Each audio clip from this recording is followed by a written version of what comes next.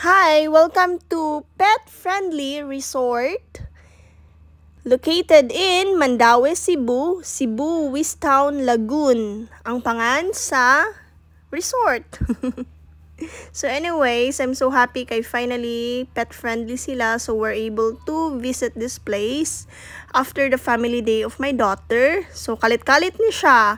Nag-decide akong mama ug akong papa nga mga ligo sila around 10 AM. So around 12 naabot na mi diri. So mauna siya. We just paid 200 pesos for pet entrance fee. So we have two pets, two beautiful pets. So we paid 400 in total. So 200 each. So dili pwede mag-swimming ang dogs ha. Ang pets dili pwede mag-swimming kay of course it's chlorine. It's bad for them. So pwede ra sila mag-stroll around and make sure you are a responsible pet parents in town. Okay?